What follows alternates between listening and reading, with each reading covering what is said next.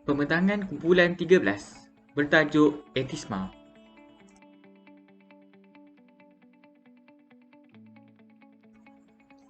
Berikut merupakan ahli-ahli kumpulan 13. Definisi etis.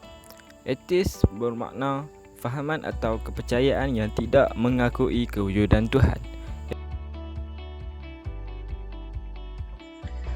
Terdapat beberapa tokoh-tokoh yang signifikan kepada golongan etisma. Salah seorangnya ialah Friedrich Nietzsche, 15 Oktober 1844 sehingga 25 Ogos 1900. Selain itu ialah Karl Heinrich Marx, 5 Mei 1818 hingga 14 Mac 1883. Friedrich Nietzsche berpendapat bahawa orang harus sangat menghindari diri mereka dari dunia nyata di mana mereka hidup. Menganggap dunia saling kait-mengait termasuk manusia dan alam, will to power.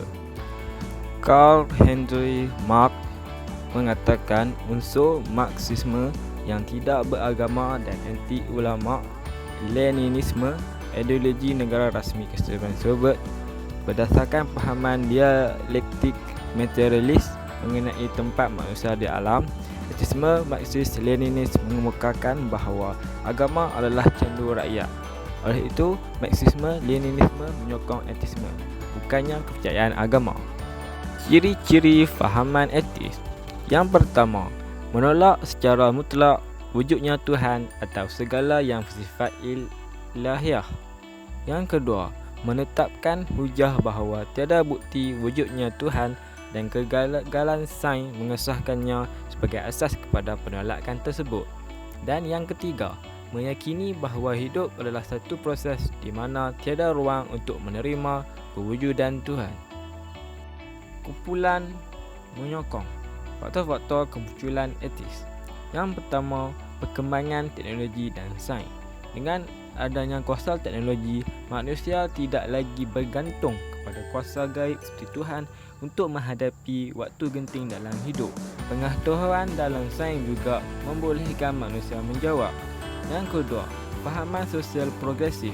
Fahaman sosial progresif menganggap adat dan norma dalam masyarakat merupakan satu pemboleh ubah yang akan berubah-ubah mengikut peredaran masa. Etisme mempunyai dalil-dalilnya sendiri untuk menafikan kewujudan Tuhan. Dalil-dalilnya adalah seperti di bawah. Kewujudan Tuhan tidak memenuhi kriteria sebagai satu kewujudan. Oleh ini adalah kerana Tuhan tidak mempunyai jasad yang dapat diterima oleh diri manusia dan tidak pula dapat dikesan oleh mesin-mesin. Perasaan manusia mengenai kewujudan Tuhan dianggap khayalan semata-mata. Amalan-amalan etisme jarang mengucap syukur. Kerana mereka tidak percaya pada Tuhan, mereka jarang berterima kasih kepada Tuhan juga. Jika sebuah etis berterima kasih atas berkah Tuhan, etis tidak percaya pada Tuhan. Yang kedua, tidak percaya takdir. Ada sesuatu yang disebut agama dalam takdir, dan kita sebagai orang yang berbeza percaya bahawa Tuhan yang menulis takdir ini. Meski ada nasib yang bisa diubah selama kita cuba, etis tidak berfikir. Mereka mengatakan bahawa segala sesuatu yang terjadi tidak dapat dipisahkan dari hukum. Yang ketiga, percaya reinkarnasi.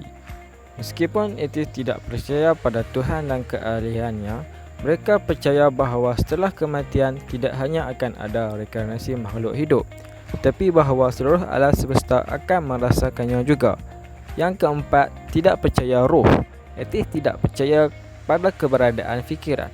Menurut mereka, kehidupan manusia akan benar-benar berakhir setelah kematian. Terdapat dua kumpulan yang telah dipengaruhi oleh etisma. Yang pertama ialah belia. Fahaman etisma telah berkuasa kepada kumpulan anak muda yang telah disebarkan di media sosial, jelas mengekspos perjumpaan dan gerakan kumpulan etis yang dipercayai turut disertai oleh belia Melayu murtad. Kumpulan yang kedua ialah orang yang lemah pegangan agama. Golongan ini sering dijadikan sasaran utama kerana kepercayaan mereka terhadap Tuhan yang tidak utuh. Antara kumpulan yang mensasarkan mereka ialah gerakan etis yang berpengkalan di luar negara, juga dikenali sebagai Atheist Republic. Kumpulan menentang. Majoriti rakyat Malaysia sebagai orang Islam meyakini kewujudan Allah kerana sudah dikabarkan oleh Nabi dan seluruh umat Islam terdahulu. Hakikatnya, kita perlu sedar pembuktian sesuatu yang wujud tidak terhad kepada 5 panca indera sahaja. Sebaliknya, kabar yang mutawatir atau pemberitahuan daripada ramai orang sehingga sukar dinafikan kabar itu juga merupakan satu kaedah pembuktian kewujudan. Sebagai contoh, kewujudan gunung tertinggi di dunia, Gunung Everest, yang diyakini oleh semua orang. Namun, betapa ramai yang belum membuktikan kewujudannya dengan 5 panca indera. Lalu, adakah jika kewujudan Gunung Everest tidak dibuktikan dengan 5 panca indera, maka ia dianggap tidak wujud? Sudah tentu semua yakin ia wujud. Soalannya, dari mana keyakinan itu wujud? Polisi pemerintah. Malaysia merupakan negara yang majoriti rakyatnya adalah Islam. Mereka berpendapat apabila satu pemikiran untuk tidak memiliki Tuhan itu disebarkan, ini secara langsung boleh menjejaskan pandangan orang Islam ataupun menjejaskan hubungan antara orang Islam dengan mereka yang tidak menganut agama. Isu semasa berkaitan falsafah ateisme. Yang pertama, kritikan terhadap agama. Beberapa ateis terkemuka yang paling baru-baru ini iaitu Christopher Hitchens, Daniel Dennett, Sam Harris dan Richard Dawkins, dan mengikuti pemikir seperti Victor Russell, Robert G. Ingersoll, Voltaire dan novelis George Saramago telah mengkritik agama, memetik aspek berbahaya dari amalan agama dan doktrin.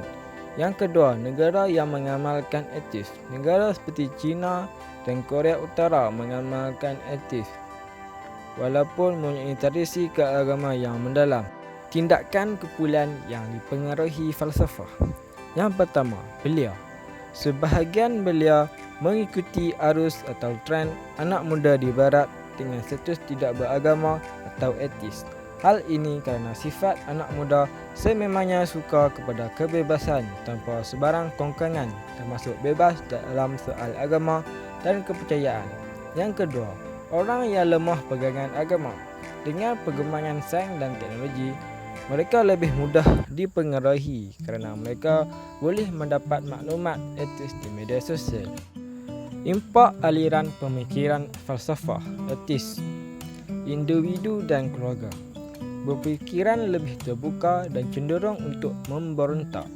Kurang pegangan agama dalam diri, tiada prinsip keagamaan dalam diri, komuniti dan masyarakat. Lebih banyak orang mempersoalkan kewujudan Tuhan dan kebenaran sebuah agama.